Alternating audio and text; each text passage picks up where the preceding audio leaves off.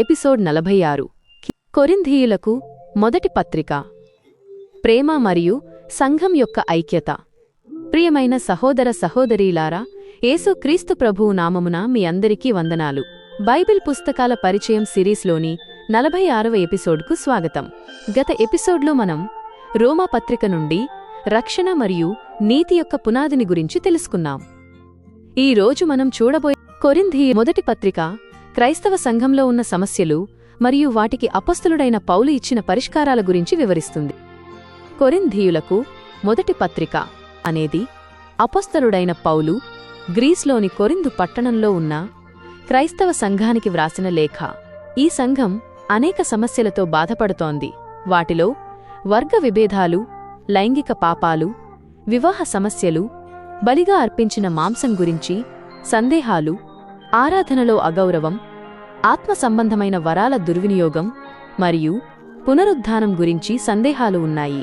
పౌలు ఈ పత్రికలో ఈ సమస్యలను సరిదిద్దడానికి మరియు వారికి సరైన బోధనను ఇవ్వడానికి ప్రయత్నిస్తాడు.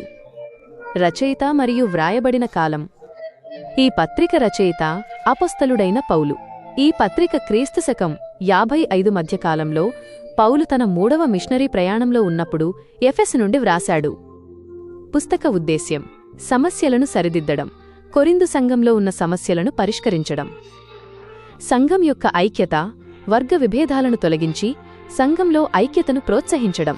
ఆత్మ సంబంధమైన వరాలు, ఆత్మ సంబంధమైన వరాలను ఎలా ఉపయోగించాలో బోధించడం. ప్రేమ యొక్క ప్రాముఖ్యత, ప్రేమ అన్ని ఆత్మ సంబంధమైన వరాల కంటే ముఖ్యమైనదని బోధించడం. కొరింథీయులకు మొదటి పత్రిక అధ్యాయాల వారీగా లోతైన వివరణ. ఈ పుస్తకంలో 16 అధ్యాయాలు ఉన్నాయి. ప్రతి అధ్యాయం సంఘంలో ఉన్న ఒక సమస్యను వివరిస్తుంది. భాగం 1: సంఘంలో వర్గ విభేదాలు. అధ్యాయాలు 1 నుండి 4. అధ్యాయం 1: పౌలు కొరింథీయులకు వ్రాసి సంఘంలో వర్గ విభేదాలు ఉన్నాయని చెబుతాడు. నేను పౌలు వాడిని, నేను అపొల్లో వాడిని అని వారు అంటున్నారు. అధ్యాయం 2: పౌలు తాను వాక్యాలను ఉపయోగించకుండా పరిశుద్ధాత్మ శక్తితో సువార్తను ప్రకటించానని చెబుతాడు. అధ్యాయం 3: పౌలు కొరింథీయులు ఇంకా ఆధ్యాత్మికంగా ఎదగలేదని మరియు వారికి ఇంకా ఆహారం అవసరమని చెబుతాడు. దేవుని పనికి ఎవరు ప్రాముఖ్యత ఇవ్వాలి మరియు ఎవరు ఇవ్వకూడదు అని బోధిస్తాడు. అధ్యాయం 4: పౌలు తనను తాను మరియు ఇతర అపొస్తలులను దేవుని సేవకులుగా చూపిస్తాడు. భాగం 2: సంఘంలో లైంగిక పాపాలు మరియు ఇతర సమస్యలు. అధ్యాయాలు 5 నుండి 10.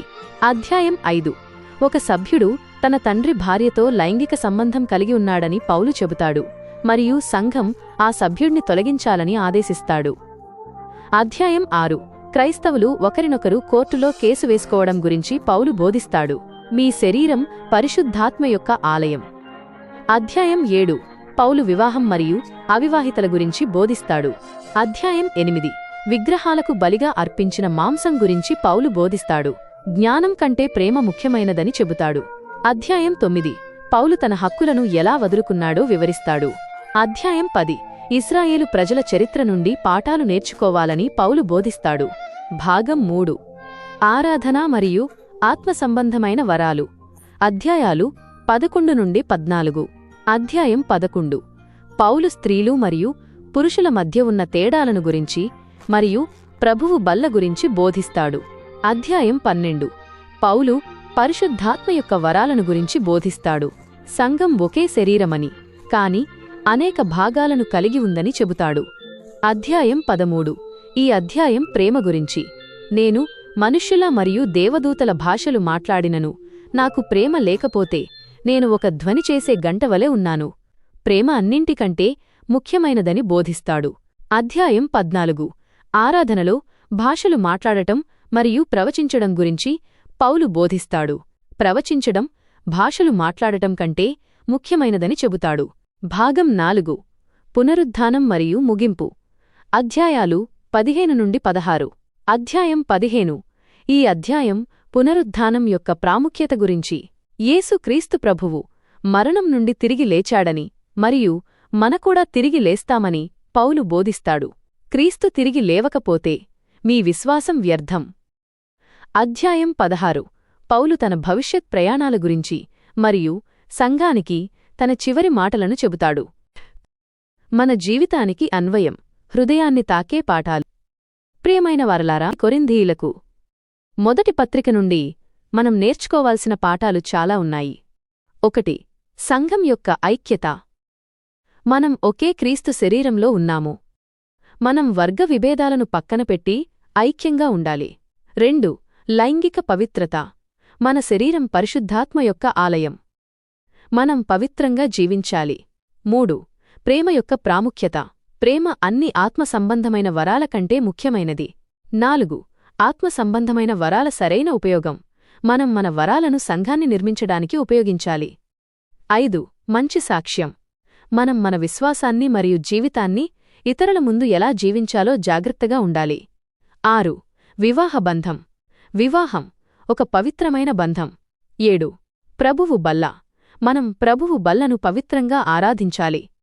8. పునరుద్ధానం యొక్క ఆశ.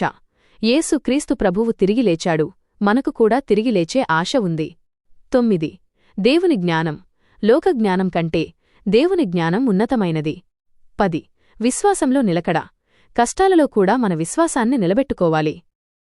ఈరోజు మనం కొరింథీయులకు మొదటి పత్రిక నుండి ఒక సంఘంలో ఉన్న సమస్యలను మరియు దేవుని ప్రేమ యొక్క ప్రాముఖ్యతను గురించి తెలుసుకున్నాం.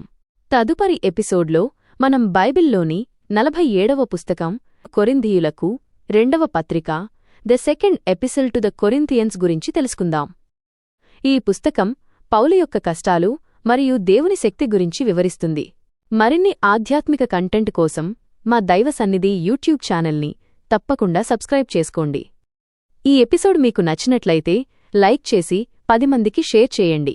తదుపరి ఎపిసోడ్ కోసం వేచి ఉండండి. దేవుడు మిమ్మల్ని దీవించి ఆశీర్వదించునుగాక. ఆమేన్.